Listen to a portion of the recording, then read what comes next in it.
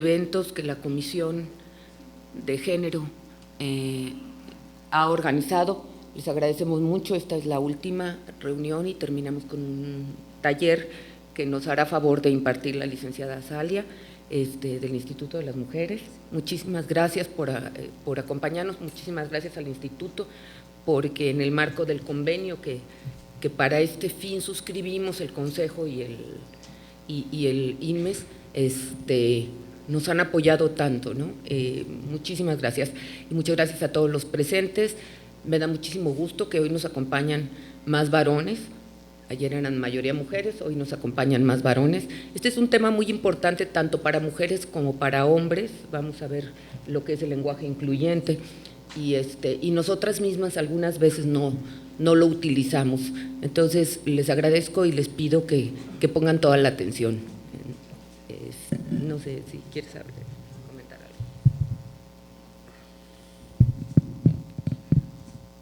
Muy buenas tardes, dándole continuidad, como comenta la consejera presidenta, a este ciclo de conferencias, talleres que organizamos con motivo del Día Internacional de la Mujer. El día de hoy pues tenemos este taller muy interesante porque pues es específicamente sobre tema tan importante que es el lenguaje incluyente, ¿verdad? Ya se ha hecho un esfuerzo muy grande por quitar, generalmente la mayoría de los términos son en sentido masculino. Sin embargo, bueno, pues este es un avance hacia que ya se vaya dejando atrás esa situación, ¿verdad? Y ahora ya creo que la mayoría de muchos puestos, muchas denominaciones que hay institucionales que tenían esa característica ya están dejando de serlo. Obviamente nos está costando mucho trabajo de toda la vida siempre hablar de todos, nos referimos a todos y todas y todos, ya pues a muchos nos cuesta trabajo acostumbrarnos a este cambio, pero precisamente para esto son todas estas actividades. Un agradecimiento, el Consejo Estatal Electoral y de Participación Ciudadana se congratula en apoyar esto, estamos comprometidos específicamente en la comisión con mis compañeros, la maestra Zelandia y el maestro Martín, que hemos estado trabajando, todo el equipo de trabajo, no nada más de la comisión, sino todo el consejo, estamos trabajando comprometidos con esto. Espero que sea de mucha utilidad, todos pongamos mucha atención y tratemos, lo dije el primer día, lo insisto, que seamos replicadores, seamos factores expansivos, catalizadores, que todos llevemos este mensaje a nuestra actividad diaria, día a día donde estemos, a nuestros amigos, a nuestros hermanos, a nuestros familiares, que sea una práctica perenne, permanente, porque como dije el otro día, esto ya nadie lo para. Entonces, en pro de evitar la violencia contra la mujer y que la igualdad sea sustantiva. Es más, espero que pronto podamos ver en todas las instituciones más mujeres que hombres. Creo que los hombres, por supuesto, tenemos nuestros derechos también, pero bueno, creo que tiene que haber un tema de justicia en ese sentido. Muchas gracias y que lo aprovechemos todos. Buenas tardes. Vamos a pasar entonces directamente ya con la licenciada Azalia para que nos brinde su exposición. Gracias y buen día. Muchas gracias. Gracias.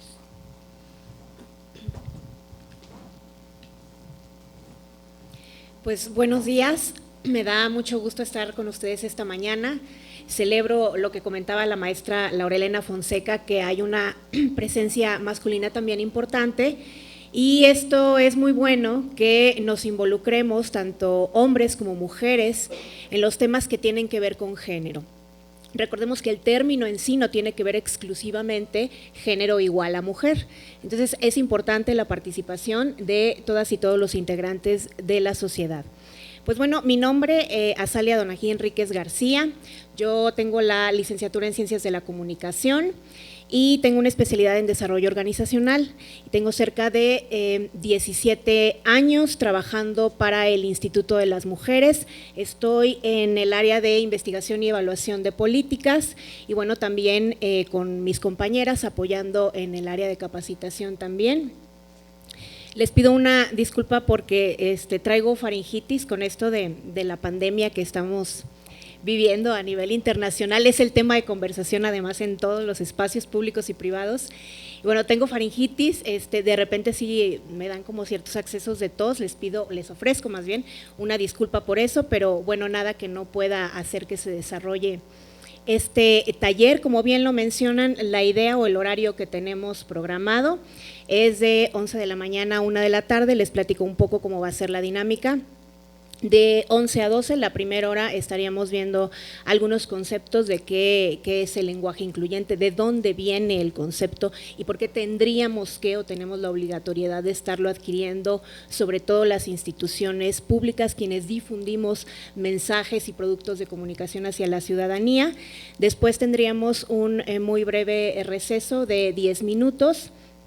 Y estaríamos haciendo una actividad como para reforzar estos conocimientos que estamos manejando en esta primera hora. Entonces, así va a ser o está contemplada la dinámica de este taller. Les pido también que si tienen algún comentario, alguna reflexión que creamos que es importante y que aporte, con toda confianza, por favor, si pueden levantar la mano, no tengo problema con que interrumpan la actividad. Vaya, este es un ejercicio en el que nos podemos enriquecer todas y todos, ¿sí? Y pues bueno, daríamos inicio. La primera, por favor.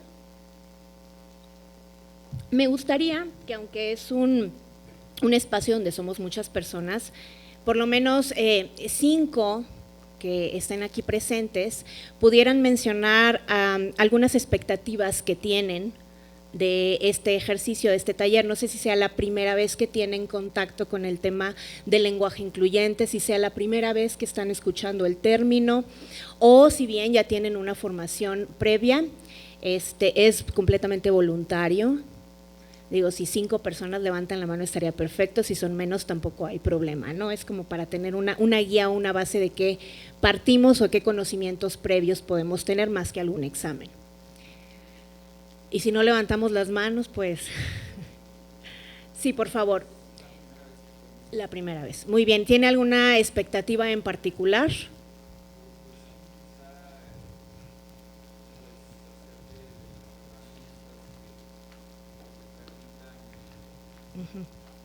Pues en todos los documentos, oficios, acuerdos que aquí pues, se trabajan, poderlos procesar con este nuevo enfoque, sería quizá la expectativa. Muy bien, muchísimas gracias. ¿Alguien más, por favor? Buen día, es la primera vez que tomo un taller. Tengo información muy general, sobre todo cuestión negativa, cómo se ha ridiculizado el hecho del lenguaje incluyente. Y bueno, por otro, digamos en lo positivo, las herramientas o instrucciones que recibimos como servidores públicos para que los materiales que generamos sean con lenguaje incluyente. Gracias. Muy bien, gracias. Por favor. Hola, ¿qué tal? Buenos días. Es también la primera vez que tomo este taller. Yo creo que el objetivo, la expectativa sería que la difusión fuera un poco más amplia, porque yo he visto que es nada más como que en dependencias de gobierno. Entonces sí como que sería un poco más una ampliación de información a toda la ciudadanía. Muy bien, muchas gracias.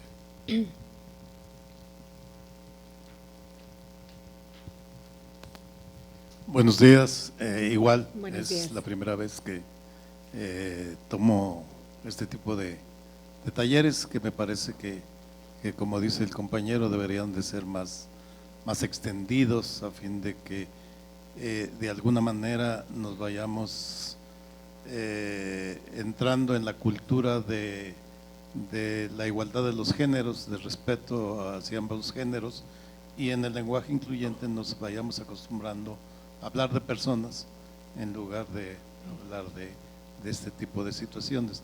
Sin embargo, creo que nos falta mucha difusión que tendría que empezar desde las primeras generaciones para poder cambiar la costumbre de las generaciones actuales, que todavía están muy visualizadas en el lenguaje excluyente y no incluyente. Gracias. Muchas gracias. Una más, si les parece, por favor. Hola, buenas tardes. Yo ya había tenido un acercamiento con el tema, digamos, muy ligero, porque hace algunos años fui jefe de prensa aquí en el Consejo. Entonces yo me encargaba de redactar los boletines y pues me tocó, digamos, cuando empezó toda esta discusión respecto del lenguaje incluyente, que más o menos, si mal no recuerdo, empezó con Fox, ¿no? Con aquello de chiquillos, chiquillas y todo este rollo. Y por aquel entonces yo tomé un curso sobre redacción editorial y incluso compré el libro del maestro, no voy a decir el nombre, no lo voy a quemar, pero lo que él nos decía en ese entonces es, eso no sirve, no es o sea, tiene que ser masculino, y cuando hay como dos géneros tiene que prevalecer el masculino. Y ahí me quedé con esa idea. Y tiempo después empezó como a, digamos, permear un poco más este rollo de la inclusión y la no discriminación, y modifiqué obviamente yo pues mi comportamiento. Y pues desde luego me enfrenté al gran reto que implica utilizar lenguaje incluyente. No es fácil, ¿no? Porque uno tiene que encontrar sustantivos neutros y todas estas cosas. Y la verdad es que es todo un reto. Entonces yo espero como aprender más herramientas, porque llega un momento donde también la imaginación a uno se le acaba, ¿no? En tratar de encontrar como, digamos, estos sustantivos neutros. Yo intenté hacerlo en mi tesis, pero llegó un momento donde pues, como a X cantidad de cuartillas me rendí. Entonces no todo viene con, o sea, una parte es como con lenguaje incluyente y otra ya no, tiré la toalla. Pero digamos, eso es lo que me interesaría, ¿no? Pues tener más herramientas, porque la verdad es que no es nada sencillo. Muchas gracias. Bueno, efectivamente, cuando tenemos la idea del lenguaje, pensamos, o la gran mayoría imaginamos que se refiere únicamente a la utilización de las y los, y lo traigo al tema por lo que comentabas que empezó a estar de moda o en boga el tema con el presidente Vicente Fox, efectivamente, chiquillas, chiquillos, ¿no? Y entonces el decir chiquillas, chiquillos parecería que está cumpliendo con el requisito de ser incluyente, pero el lenguaje no tiene que ver únicamente con palabras, tiene que ver también con imágenes. Recuerden que tenemos comunicación corporal, o existe el lenguaje corporal, nuestras expresiones, las imágenes, el movimiento de nuestro cuerpo, todo comunica. Entonces tendríamos que enfocar nuestra atención en cómo estamos utilizando todo el lenguaje, todo el cuerpo, pues, el canal de comunicación, todo lo que estoy utilizando. Entonces, por ejemplo, en un cartel debemos tener en cuenta no solamente la imagen, sino también el texto, los colores, si únicamente me refiero a lo masculino, únicamente a lo femenino. A lo mejor en el texto estoy siendo muy cuidadosa y digo, feliz día del personal médico, pero entonces pongo en la imagen a una persona con bata blanca y corbata azul.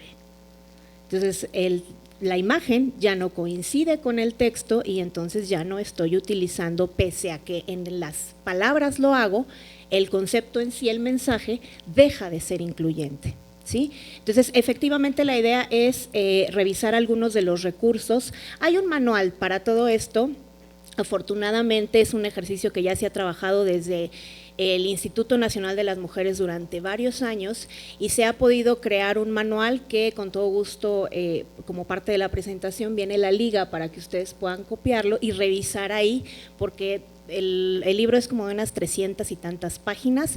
Vamos a revisar aquí algunos de los recursos, digamos, más utilizados para poder evitar esta cuestión de ellos, ellas.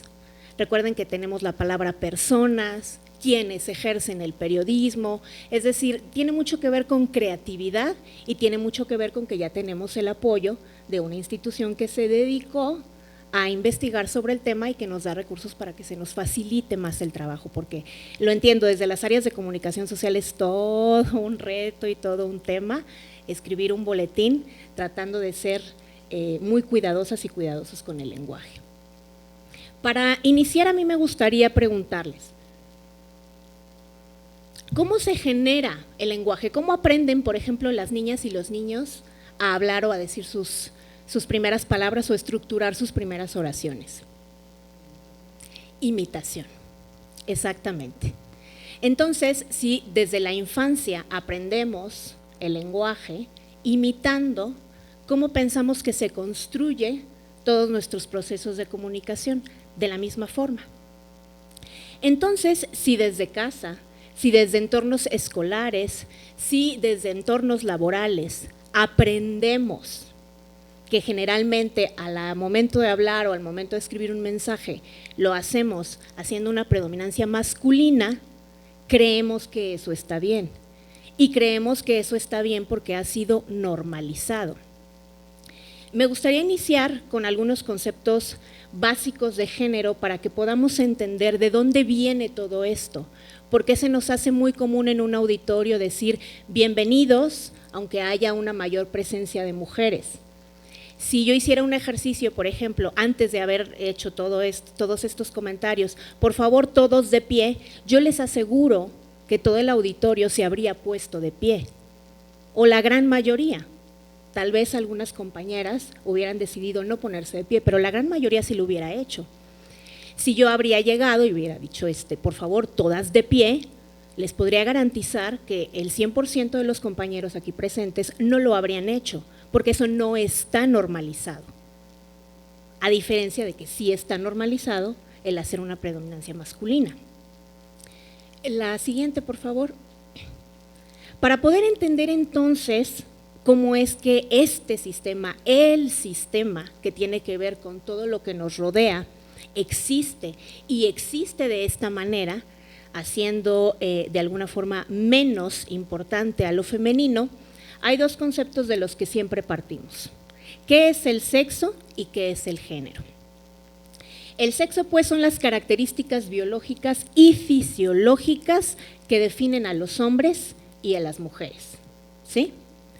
El género, entonces, son estos atributos sociales y oportunidades asociadas a lo masculino y a lo femenino. Si, por ejemplo, yo hablo de que de un embarazo, el embarazo es una cuestión que tiene que ver con algo físico o fisiológico. El embarazo ocurre únicamente en las mujeres, eso es sexo. Pero si yo hablo, por ejemplo, de que en la Facultad de Enfermería la gran mayoría del alumnado son mujeres, estoy hablando de género, es decir, no hay un reglamento en la Facultad de Enfermería que diga que la carrera es predominantemente para mujeres. No hay nada documentado, científico ni escrito. Sin embargo, pasa porque así está nuestro entorno. Decimos, es una carrera prioritariamente femenina porque está relacionada al cuidado. ¿Me explico? No es que los hombres no puedan entrar, por supuesto que no hay nada documentado, escrito, ni científico, ni reglamentado. Pero es un ámbito que tiene que ver con el cuidado hacia otras y otros, y eso, que es género, hace que pensemos o asociemos que es una carrera para las mujeres. ¿Sí? En ninguna facultad o en ninguna escuela nos van a negar el acceso a mujeres o a hombres, pero en nuestro colectivo, en cómo hemos ido aprendiendo en este sistema sexo-género que ahorita vamos a abordar, hemos aprendido que hay carreras en donde hay mayores oportunidades para las mujeres y otras en donde existen mayores oportunidades para los varones, aunque no esté estudiado que así sea. ¿Me explico? La siguiente, por favor. Esta forma de relacionar ambos conceptos de lo que es sexo y lo que es género tiene un nombre y se llama precisamente sistema sexo-género. Es decir, son los acuerdos sociales o acuerdos colectivos que nos permiten tomar diferentes decisiones sobre nuestra vida, sobre a qué me voy a dedicar, sobre si me quiero casar, sobre qué carrera profesional voy a estudiar. Son acuerdos por los cuales la sociedad transforma la sexualidad biológica en productos de la actividad humana. Y estas necesidades sexuales transformadas son satisfechas. Es decir, este sistema, pues, en el que vivimos es el que permite hacer diferenciaciones con base en el género atribuyendo ciertas características o asociando ciertas ideas, creencias y atribuciones a lo que se puede considerar masculino o a lo que se puede considerar femenino. ¿Sí? Este sistema, o como hemos construido esas relaciones sociales entre hombres y mujeres, es precisamente lo que nos ha permitido construir el lenguaje tal y como lo conocemos ahora. Si yo les pregunto o les pido pensar en publicidad, si pensamos en publicidad que tiene que ver con productos de limpieza, ¿qué es lo que vemos en los medios de comunicación? Mujeres. Porque existe esa asociación. Recordemos, no hay nada documentado. Bueno, estadísticamente sí, ¿no? Lo peor de todo es que esto se lleva a la realidad, pero me refiero a que no hay una ley que diga solo las mujeres pueden ser amas de casa y utilizar productos de limpieza. Pero el sistema sexo-género en el que vivimos sí lo dice. O sea, es una ley no escrita, pero entendida y adoptada por quienes formamos parte de la sociedad. Entonces, por eso estas ideas o estos prejuicios nos hacen ver en todos los medios de comunicación ese tipo de mensajes que de alguna forma sustentan esos pensamientos que tenemos a nivel colectivo, familiar, etcétera. Y entonces vemos publicidad y efectivamente los productos de limpieza, vemos a mujeres haciendo uso de esos productos de limpieza, ¿no? Y cuando llegamos a ver a ciertos varones, porque sí hay spots en donde vemos a algún varón, lo vemos como si fuera alguien inexperto que está como apoyando, ayudando, no como que ejerce como tal la responsabilidad de esas actividades. ¿Me explico? El mensaje es distinto. Las mujeres son especialistas en el uso de los productos de limpieza y los hombres no, son buenas personas que apoyan, ayudan y hacen todo como por ser aliados, ¿me explico? Eso es el mensaje, no quiero decir que eso así deba ser, es como quiero explicar de dónde proviene lo que vemos, de dónde proviene el lenguaje que utilizamos, ¿sí? La que sigue, por favor. Entonces, este sistema sexo-género nos ha ido haciendo crear prejuicios sobre ideas que consideramos correctas, que consideramos que porque así es y así se ha vivido siempre, es normal y es correcto. Vamos a ver un video, son videos muy cortos, nada más que nos pueden ayudar como un poco a reflexionar. Antes de verlo, yo les pediría que pensemos en estas 3 preguntas. Si alguien quiere compartir la respuesta a estas preguntas, perfecto. Si no, les invito a que sea una reflexión personal. Primero, ¿qué es un prejuicio? Segundo, ¿cómo operan los prejuicios en el caso específico del video que vamos a ver? Y tercero, ¿cómo piensan ustedes que podrían transformarse esos prejuicios que estamos visualizando en el video? Por favor. Habría que ir a la liga.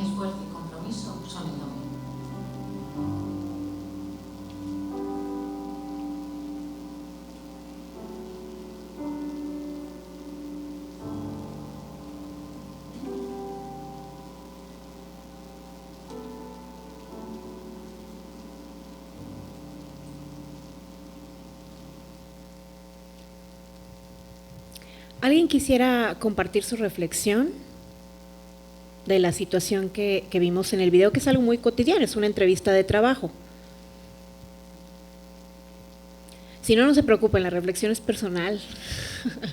Se la pueden llevar a algún otro espacio. Por favor. Bueno, creo que en un primer momento donde únicamente se presentan las preguntas, parecen preguntas bien normales, ¿no? Creo que las personas en este espacio nos hemos enfrentado en algún momento a ese tipo de preguntas o hemos hecho ese tipo de preguntas cuando hemos estado del lado de quien entrevista. Y no suenan groseras, violentas, discriminatorias, hasta que se pone en contexto lo que esconden esas preguntas, ¿no? Y que lo que esconden esas preguntas son preconcepciones que a lo mejor ni son nuestras y que por alguna razón están allí en la manera en la que vemos a la persona enfrente, ¿no? Creo que desde ahí eso es lo que es un prejuicio, y la manera en la que operan es que eso, para quien plantea las preguntas no son violentas, pero para quien las recibe a lo mejor tampoco ya son violentas, porque hay una costumbre de enfrentarse a que nos miren así y a tener que demostrar, a tener que justificar, a tener que explicar que tenemos esa valía que se nos está cuestionando, ¿no? ¿Y cómo transformarlos? Pues eso, creo que visibilizando que nuestras prácticas, aunque no sean malintencionadas, pueden ser discriminatorias. Muy bien, muchas gracias. Por favor. Y nada más un brevísimo apunte a propósito de lo que acaba de mencionar Graciela. Una de las peores cosas que ocurren en la realidad es que ya hayamos normalizado como normal o visto como cotidiano y normal estas preguntas, como algunas espantosas que se hacen en departamentos de recursos humanos, sí, porque de alguna manera se parte de que una persona puede tener ciertas condiciones que le inhabilitan para desarrollar determinadas actividades, pero no solo eso, estaríamos en el peor de los mundos cuando una mujer o una persona ya acepta esos prejuicios y esta persona ya ni se acerca a pedir un empleo, precisamente porque entiende que hay un sistema que ya funciona así, claro, y por tanto no vale la pena participar. ¿Sí? Y ahí estamos ya en una situación bastante más compleja, ¿no? Exactamente. Por favor. Bueno, yo creo que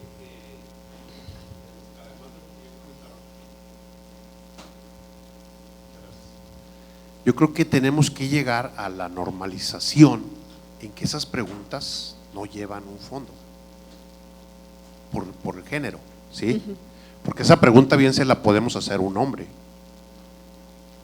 Entonces, que hace un momento que hablaba de la normalización, del todos, todas, tenemos que llegar con esta situación a que no sean preguntas recibidas ni hechas tampoco como porque eres mujer, porque igual y se siente un candidato hombre y le hacen la misma pregunta, ¿verdad? O sea, te vas a comprometer o lo que resulte, ¿verdad? Entonces, vaya, por supuesto que existe el fondo, lo que dice el video, pero creo que todos estos esfuerzos tienen que ir a acabar en que las preguntas son, digamos, universales, tanto para el hombre como para la mujer, y que no hay un dejo de género, ¿verdad? Sino que es una situación de, yo como, y no lo digo desde el punto de vista hombre o mujer, sino también el entrevistador, pues está preguntándole a una persona su compromiso, ¿verdad? Porque también los hombres podemos decir, yo no me comprometo, yo también tengo hijos, yo también tengo cosas que hacer, yo también tengo, digo, no sé si me explico, que no sea privativo pues la pregunta prejuiciada al sexo, sino que sea normalizado, que se nos puede preguntar igual a uno y a otro género sin fondo, sino viendo si tú tienes el compromiso como persona de integrarte a la actividad. Gracias. Claro, yo creo que ahí la reflexión tiene mucho que ver con lo que nos comentaba Graciela, con el hecho de que en primera instancia parecieran preguntas muy normales que nos han hecho a quienes hemos sido candidatos o candidatos a algún puesto de trabajo. Pero el video tiene toda la intención de presentar que hay una realidad de esas mujeres. Por ejemplo, a la madre soltera le preguntan que si puede comprometerse. ¿Qué hay de fondo en el sistema sexo-género que hace que a ella en particular le pregunten sobre si puede o no comprometerse? Claro, las tareas del cuidado, porque si se enferma, es madre soltera, de entrada el término, ¿no? Madre soltera. Ahí deberíamos tener como cuidado con esa parte. Se le hace la pregunta porque ella, al no tener una pareja, se entiende que es la persona responsable de tener hijas e hijos menores. Si algún hijo o hija se enferma, ¿qué va a pasar? Para el sistema sexo-género, ella va a tener que faltar a sus labores porque tiene que cuidar al hijo o hija enferma. En el caso de la persona con discapacidad que le preguntan que si no hay ningún problema y puede hacer todo tipo de actividades, es efectivamente poner el dedo en la llaga en si su discapacidad no es un impedimento para las labores que ella tenga que hacer. ¿Sí? Ponemos en duda, porque tiene una discapacidad, que ella pueda ser capaz de poder cumplir con todas las funciones y responsabilidades de un puesto, del cual quienes vemos el video no sabemos de qué se trata. En el caso de la mujer de 50 años, ahí sí hay un componente, me parece más preciso, de género. Yo no dudo que a un hombre también le puedan hacer esa pregunta, pero sería poco probable. ¿Por qué?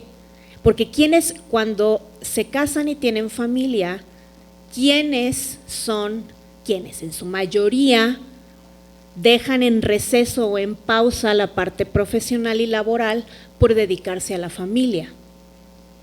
Las mujeres. En ese sentido, se podría pensar que ella efectivamente no se ha actualizado, que ha dejado de estar inmersa en el mercado laboral y por lo tanto ha perdido esa expertise o experiencia en el desempeño de su puesto o funciones, cosa que no sucede con los hombres.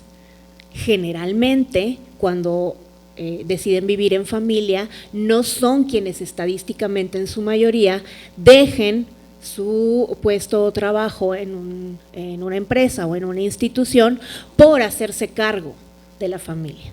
Es decir, estas cuestiones tienen que ver con no generalizar, pero estadísticamente no pasa. Son las mujeres quienes sí dejan en pausa su vida laboral por dedicarse a labores del cuidado, de la familia, lo que ya vimos que implica este sistema sexo-género.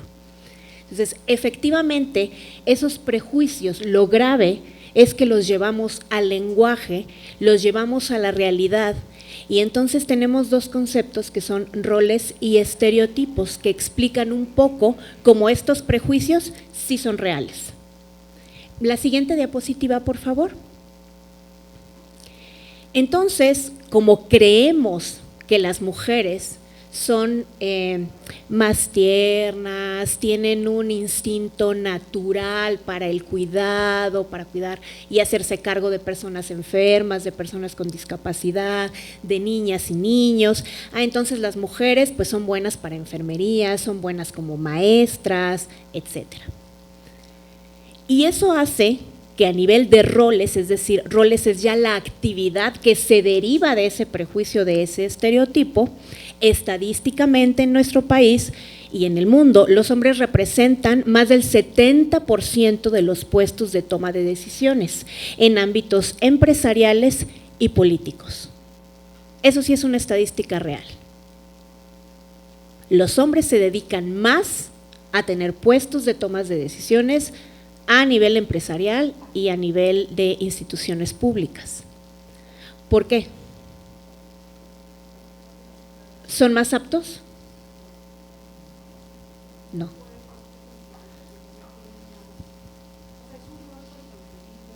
Sí, exactamente. Porque decía yo que ayer platicamos algo que hay quienes tenemos más oportunidad, hay quienes tienen más oportunidad de dedicarse a algunas cosas de lleno y hay quienes no tenemos la oportunidad de hacerlo porque tenemos otros roles quizá preconcebidos a los que les tenemos que dedicar prioridad, por ejemplo, ¿no? Exactamente, tiene que ver con eso. Entonces, ese sistema sexo-género del que hablábamos en un inicio y que tiene que ver con las decisiones que tomamos a lo largo de nuestra vida, hombres y mujeres, se convierten en una realidad. Y entonces es cuando nos encontramos que estadísticamente quienes forman parte de la economía formal son más hombres que mujeres. Lo que vemos entonces en medios de comunicación es imágenes de que cuando hablamos de productos de limpieza, vemos que las protagonistas son mujeres. Y entonces cuando vemos publicidad, por ejemplo, de vehículos de marcas muy costosas, ¿qué es lo que vemos? Bueno, mujeres como objeto sexual, sí, en en gran parte de la publicidad, pero efectivamente quienes tienen las posibilidades económicas para poder comprar un vehículo de esa naturaleza son varones. Y no es algo que estemos cuestionando, poniendo en duda, estamos explicando por qué sucede así. No es porque uno u otro sexo sean menos o más hábiles o más capaces de desempeñar cierta función, cierta actividad o rol. Es porque el sistema, porque no es un sistema, es el sistema, nos ha enseñado que así es correcto y que es normal. Perdón, levanto. No. La que sigue, por favor. Bueno, entonces a veces nos cuesta un poco reconocerlo, pero la verdad es que este sistema sexogénero a lo que nos lleva es a discriminar, minimizar o inferiorizar, en este caso, la labor o actividad de las mujeres. ¿Por qué? El trabajo no remunerado de casa, que es bastante complejo, cansado y demás, no es remunerado, ¿no? Porque esa parte te tocó, porque decían hace muchos años es la cruz que te tocó o es lo que te corresponde, y es un trabajo no valorado. Sin embargo, es un trabajo. En algunos espacios me ha tocado escuchar que dicen, no, la verdad yo no hago nada, estoy en casa, no trabajo. Y sin juzgar el comentario, porque se deriva de cómo hemos sido educadas, ni siquiera a veces las mismas mujeres ponemos un valor a esa actividad que realizamos, y que si esa actividad no se realiza en algún hogar, pues imaginémonos viviendo en condiciones sanitarias de qué tipo, ¿no? El altero de ropa, trastes, etcétera. Si le pusiéramos un número, una cantidad a esa actividad, pues otra cosa sería nuestra historia, ¿no? Al contrario, seríamos las que pudiéramos acceder a coches de marcas y costos elevados, ¿no? Entonces esto tiene que ver con discriminación, porque habría que reconocerlo, estamos discriminando. Toda distinción, exclusión, restricción o preferencia que por acción u omisión, con intención o sin ella, ¿sí?, no sea objetiva, racional ni proporcional y tenga por objeto o resultado obstaculizar, restringir, impedir, menoscabar o anular el reconocimiento, goce o ejercicio de los derechos humanos y libertades. Esto está en la ley, es la definición. Y entonces existen diversas categorías por las cuales discriminamos. Una de ellas tiene que ver con el sexo, que es lo que ya hemos venido explicando. ¿Por qué inferiorizamos o desvalorizamos el trabajo que realizan las mujeres? Otra cuestión puede ser por edad, como lo vimos en el video. Pensamos que una mujer, en este caso, de 50 años no está actualizada, no está, digamos, habituada, porque estuvo mucho tiempo dedicándose al hogar, a estar trabajando en equipo, tal vez trabajar bajo presión, prejuicios, pero estamos discriminando, habría que reconocerlo. Por el color de piel, por discapacidad, como también lo vimos en el video, por una condición social, condición migratoria. Recordemos ahora que se suscitó todo este viaje de personas en condición de migración, pues todos los comentarios, yo creo que salió a flor de piel un clasismo bastante severo, no solamente en nuestro país, sino a nivel América Latina, ¿no? Preferencia sexual, expresión de género, es decir, existe no solamente la discriminación por género, sino que además puede ser mujer, pero discapacitada o con una discapacidad, y por esa razón tienes, digamos, una doble discriminación. Puedes ser mujer y tener VIH, entonces otra discriminación, ¿no? Entonces podemos parecer doble o triple discriminación. Y finalmente recordemos que la discriminación es una forma de violencia. Eso también debemos tenerlo claro. Por favor, la que sigue. ¿Qué observamos ahí en la imagen?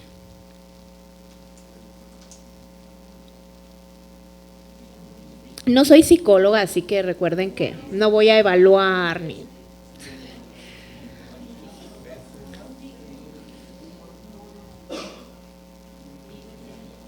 Muy bien.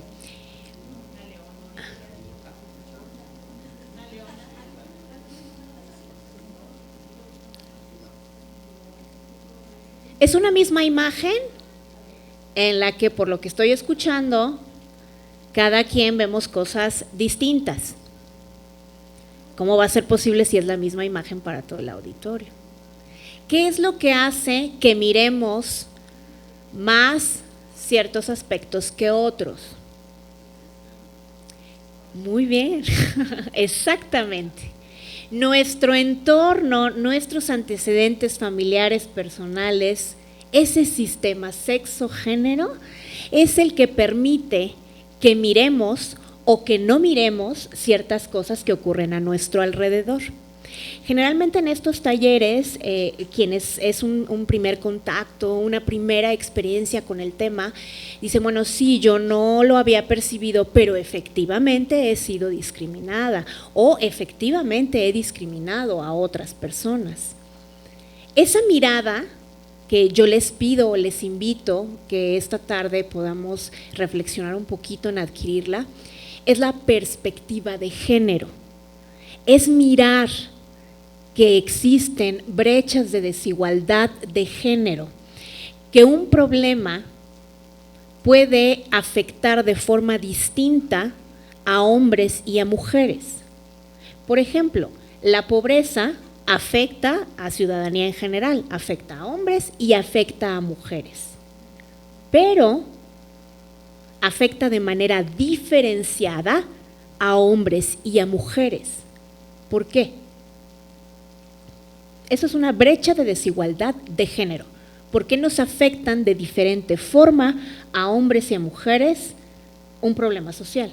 En este caso hablo de la pobreza.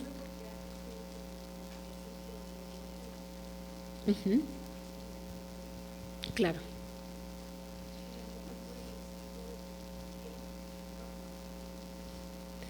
Y afecta porque quien se queda en casa, porque como bien lo dices, generalmente los varones salen a buscar el poco o mucho sustento, y quien se queda en casa, quien es afectada por esta pobreza, por ejemplo, por esta falta de agua potable, por no tener piso, exactamente, todo eso afecta más a quien tradicionalmente se queda en casa, que en este caso, por este sistema del que hablamos, pues son las mujeres.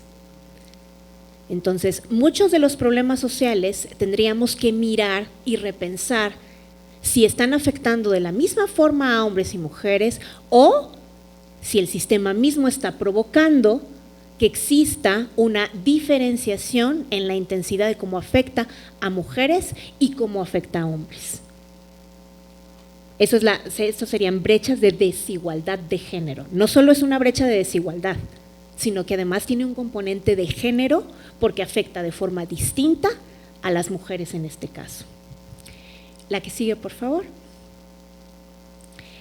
Entonces, yo imagino que han utilizado o han revisado ya o escuchado o visto el tema o el término perspectiva de género. Entonces, es una metodología que nos permite primero identificar, que eso ya es mucho. Segundo, cuestionar y valorar la discriminación, desigualdad y exclusión de las mujeres. Esta perspectiva nos va a permitir reconocer cuando estamos viendo, por ejemplo, una nota periodística, si la nota no está siendo discriminatoria, por ejemplo, con las mujeres. Recordemos que en la prensa, sobre todo en el tema de feminicidios, sí hay una situación complicada respecto a cómo se presentan, ¿no? Muere una mujer, la asesinan, no digamos muere de forma violenta, la asesina su pareja y entonces vemos al día siguiente que se filtran fotografías de todo ese suceso donde ella queda expuesta. Eso es violencia y tiene que ver con lenguaje, porque tiene que ver con medios de comunicación, tiene que ver con algo que estamos expuestas como sociedad. El mirar y el cuestionar y el decir esto no está bien porque está violentando, porque está discriminando, porque además es un delito, porque en tratados y convenios internacionales en materia de derechos humanos de las mujeres eso no debería suceder, eso es la perspectiva de género. De verdad, si ya lo identificamos, es mucha ganancia. Si podemos reconocer que eso no está bien, que no es correcto, ya estamos del otro lado. Ahora, si lo cuestionamos y empezamos a analizarlo bajo la perspectiva, decir esto tiene un componente de género, porque se trata del cuerpo de una mujer, ¿sí? Ahorita vamos a ver más ejemplos de cualquier forma. La que sigue, por favor. Vamos a revisar otro video también muy cortito que tiene que ver con estas estadísticas o cómo llevamos a la realidad este sistema sexogénero. ¿Por qué las mujeres se ven más afectadas, sobre todo en la parte de economía? ¿Por qué no están tan inmersas en el ámbito formal laboral? Y bueno, esas son algunas preguntas que propongo como que pudieran hacer esta reflexión. Repito, si alguien quisiera hacerlo y compartir con el auditorio, se agradece muchísimo. Si no, llévense como que esta reflexión a nivel interno.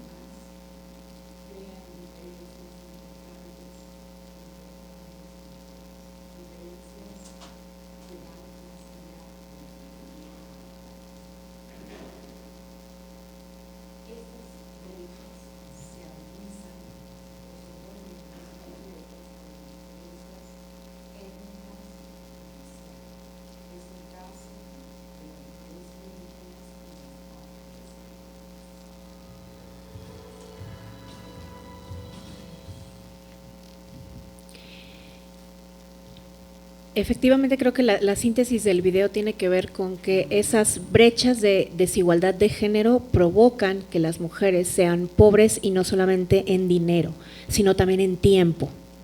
El incorporarse al mercado laboral remunerado implica una carga extraordinaria de trabajo que es específicamente para las mujeres.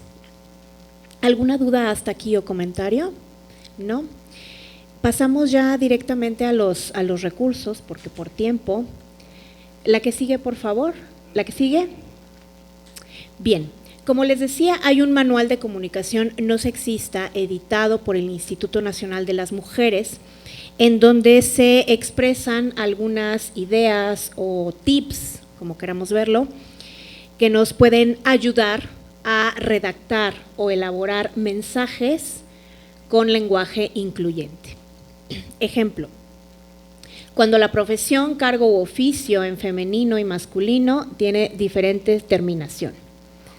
Ingeniero, ingeniera. Pareciera como obvio, pero la verdad es que no solemos hacerlo cuando redactamos un mensaje, y lo ideal es sí hacerlo. Si yo estoy hablando de un varón, debo utilizar el término ingeniero. Si estoy hablando de una mujer, ingeniera, ¿sí? Cajero, cajera, abogado, abogada. Ahora, ¿qué pasa cuando quiero hablar en plural y, por ejemplo, hay hombres y mujeres en ese colectivo al que yo me quiero referir? ¿Cómo se les ocurre que pudiera ser? Muy bien. Puede ser a partir de un desdoblamiento del artículo, efectivamente. Las y los ingenieros de México, puede ser una. Otra.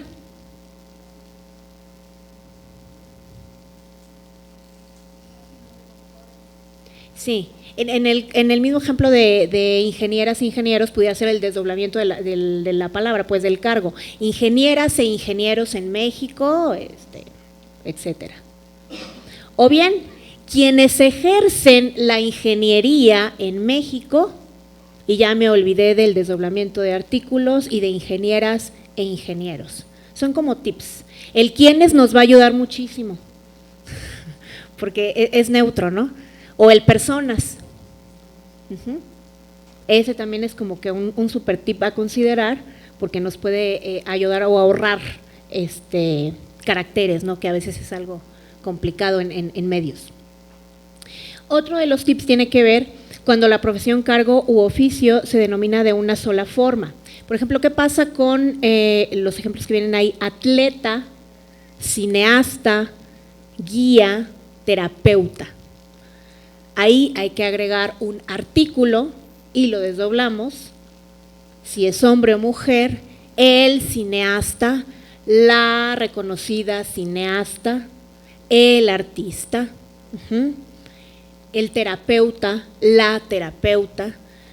Es cuestión de práctica. Yo sí creo que este tema tiene que ver con dos cosas. Una, esencialmente, que existe una convicción personal de querer hacer las cosas distinto. Si no existe, la verdad es que se nos va a hacer una tarea muy tediosa. Si lo hago por obligación, porque me lo están pidiendo, porque hay una ley general para la igualdad, digo, hay una ley para la igualdad entre mujeres y hombres en San Luis Potosí que obliga que todas las instituciones tienen que manejar un lenguaje incluyente. Si lo hago como por obligación, créanme que sí va a ser una labor tediosa. Pero si yo tengo la convicción personal de que quiero hacer las cosas distintas desde mi entorno o espacio laboral, la creatividad va a surgir. La que sigue, por favor. Bueno, lo que ya habíamos mencionado, el desdoblamiento en femenino y masculino. Por ejemplo, somos la cara amable del gobierno, del servidor público, que te contesta y te resuelve lo que necesites. ¿Cómo podríamos hacerlo incluyente? Somos la cara amable del gobierno, del servidor y servidora pública. Estoy desdoblando el cargo. Y en un tercer ejemplo, somos la cara amable del gobierno, del servicio público, de quienes ejercemos el servicio público. ¿Sí? Por eso les digo, el quienes es como que una herramienta muy maravillosa. Agregar la palabra persona o personal. con el propósito de coadyuvar a la profesionalización de los servidores públicos, así como de sus hijos, el gobierno del Estado, a través de, etcétera. Forma incluyente, con el propósito de coadyuvar a la profesionalización del personal del servicio público o de servidoras y servidores públicos o de quienes ejercen el servicio público, así como de sus hijos e hijas, el gobierno del Estado, etcétera.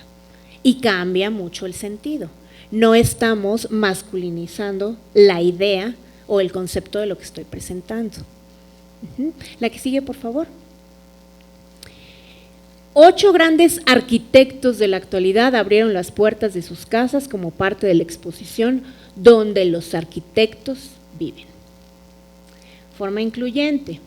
8 grandes de la arquitectura de la actualidad abrieron las puertas de sus casas como parte de la exposición donde los arquitectos y las arquitectas, o donde arquitectas y arquitectos viven, o donde quienes ejercen la arquitectura viven. Hacer cambios, porque a veces sí es necesario hacer cambios en la redacción. Los nadadores, Mariana Alvarado, Amaury Rodríguez, Mariana Guerrero, César Uribe, Susana Escobar y Luis González, destacaron en la primera jornada de la Olimpiada Nacional. Forma incluyente, comienzo por los nombres. Mariana Alvarado, Amaury, Mariana César Uribe, Susana Escobar y Luis González destacaron en la primera jornada de natación de la Olimpiada. Entonces, cambio la redacción, pero omito los nadadores, es una jornada de natación. ¿Me explico? O sea, créanme que la creatividad, el estar usando o el estar pensando nos va a generar incluso hasta más herramientas de las que vienen en el libro, ¿no? Por favor, la que sigue. Francia tendrá su primer presidente nacido después de la Segunda Guerra Mundial, ya que Royal tiene 53 años y Sarkozy 52. Forma incluyente, Francia recibirá por primera vez en su presidencia a alguien que nació después de la Segunda Guerra Mundial. Algo que les decía es que esto no tiene que ver únicamente con las palabras. Las imágenes pueden ser en sí mismas muy violentas, muy discriminatorias, como el ejemplo que tenemos ahí de una marca de estas caras reconocidas. ¿Alguien pudiera compartir qué le provoca la imagen?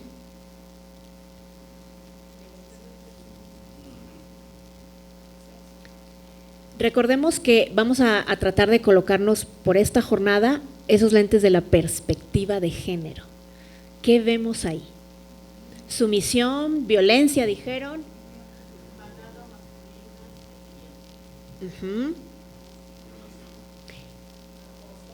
Sí, exactamente. Cuando hago esta pregunta de qué evoca la imagen, violación es un concepto que sale, pero que no es de los primeros que mencionamos, y eso tiene una explicación. Está perfectamente normalizado entre quienes estamos aquí una situación de esa naturaleza. Y es una apología de la violación, es una apología del delito. Entonces, cuestionemos si muchas de las imágenes que vemos en publicidad, porque aunque después hubo una disculpa por esa campaña por parte de la empresa, finalmente sí salió al público, o sea, sí la veíamos en espectaculares, en revistas, etcétera, y es una apología de la violación, porque nos parece normal, y no lo es de ninguna manera, porque tiene que ver efectivamente con violencia, con sometimiento, con dominación. Entonces, las imágenes también debemos tener como mucho cuidado de qué es lo que estamos utilizando y qué es lo que estamos comunicando. El segundo ejemplo, pues es como de los más evidentes, y desafortunadamente las instituciones públicas ahí nos ponemos muchos taches a la hora de difundir estos mensajes. Dice 25 de enero, Día del Servidor Público. Y no es suficiente con el texto, La imagen que forma parte del mensaje es… En la administración pública estatal, la gran mayoría numéricamente somos mujeres. Entonces, imagínense con un mensaje así, pues, si somos mayoría, Día del Servidor Público. Entonces, ahí es texto y además imagen. La que sigue, por favor. Son otros ejemplos. Hay una página de Facebook que sigo de manera personal que se llama La Corregidora, no sé si alguien ha ingresado. La verdad, la labor que hace la persona de estar reescribiendo las notas, o sea, es un ejercicio que hace diariamente, porque todas son notas publicadas, y ella hace este ejercicio de valorar e identificar hasta qué punto los mensajes son violentos y discriminatorios. Bueno, tiene el ejemplo del Día del Médico, que es muy similar al del Día del Servidor Público, la imagen, los colores, la corbata, como si no hubiera mujeres médicas. Y parecería normal, porque es el tipo de mensajes que estamos acostumbradas y acostumbrados a ver, pero no lo es.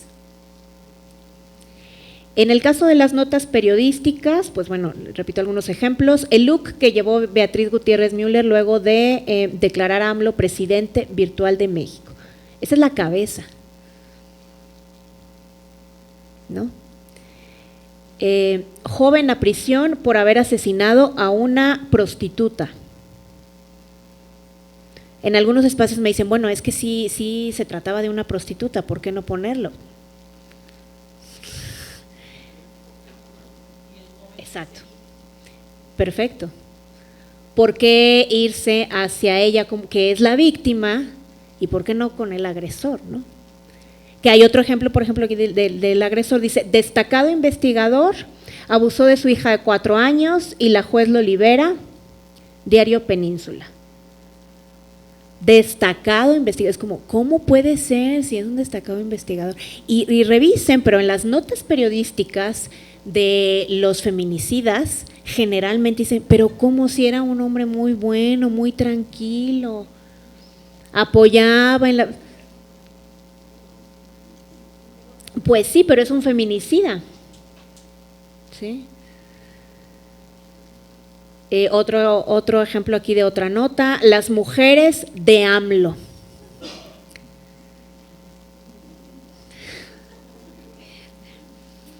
Las mujeres del gabinete, ¿sí? Pero como son mujeres no hay esa misma importancia, no dicen los hombres de AMLO, ¿no? E incluso si lo cuestionamos o lo comentamos, suena raro, pues suena igual de raro cuando lo hacemos a la inversa, nada más que lo tenemos normalizado. Asesinan a supuesta escort venezolana en hotel de la Ciudad de México. Muy similar al otro ejemplo, ¿no? Asesinan a joven mujer. Porque el poner eso de supuesta escort o prostituta tiene que ver con lo que el sistema sexogénero que revisábamos en un inicio plantea sobre justificar que si se dedicaba a eso, pues estaba en riesgo de que le ocurriera. Perdón.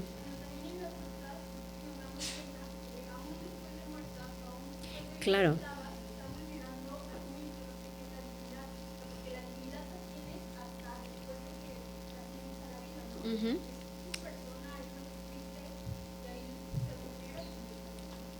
Así es, eres víctima aún después de muerta, ¿no? La que sigue, por favor. Aquí hay otra nota. Una mujer que observaba que un vecino rociaba gasolina en las escaleras de un edificio salió de su vivienda para echar agua a los alrededores, hecho que orilló al sujeto a mojarla con la gasolina y prenderle fuego.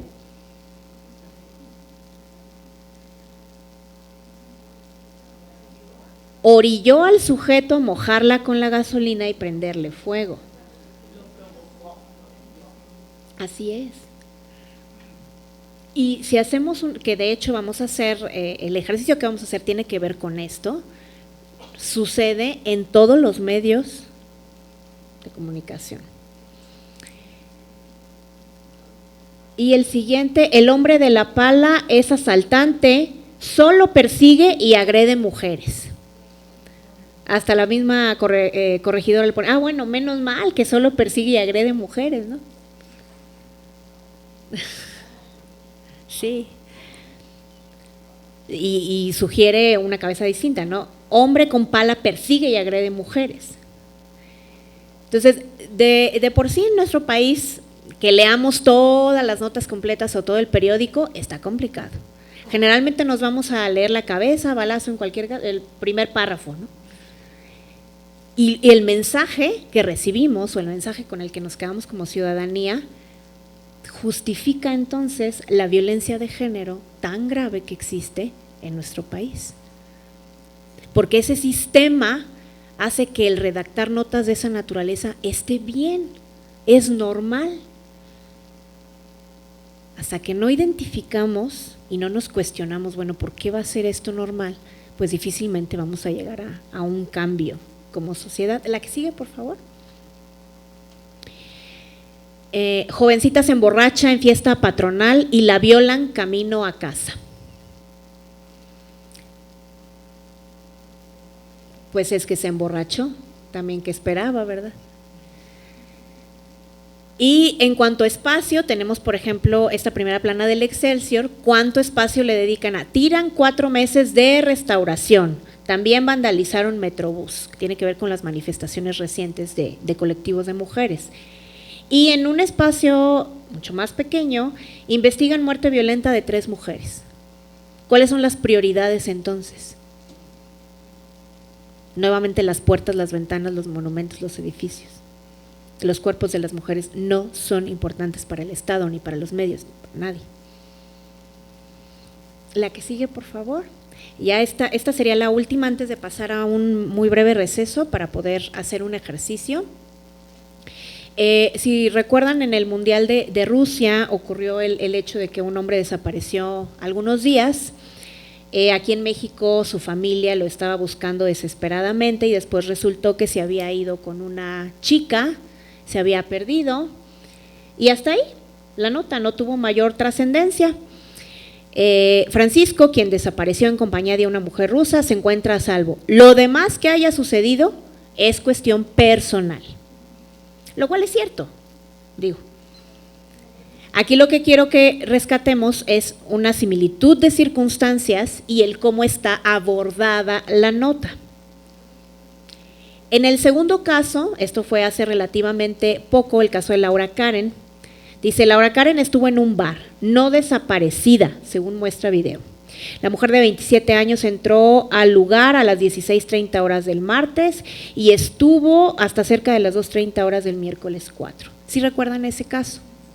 Ella tuvo que salir a medios de comunicación a disculparse por haber alarmado.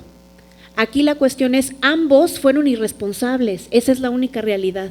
Ambos fueron irresponsables, pero el abordaje mediático en el caso de él es que lo que haya sucedido en su vida privada, pues sucedió en su vida privada y en esa esfera se queda. Muy contrario a ella, que recibió, la verdad, una serie de críticas de violencia y de que tuvo que salir a explicarle a la gente, a pedir perdón, cuando en un caso similar un varón no tuvo que hacerlo.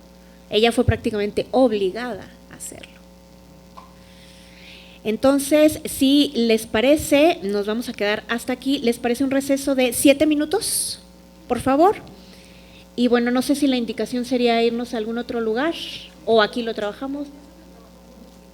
Bueno, en las mesas de trabajo nos vemos entonces en 7 minutos.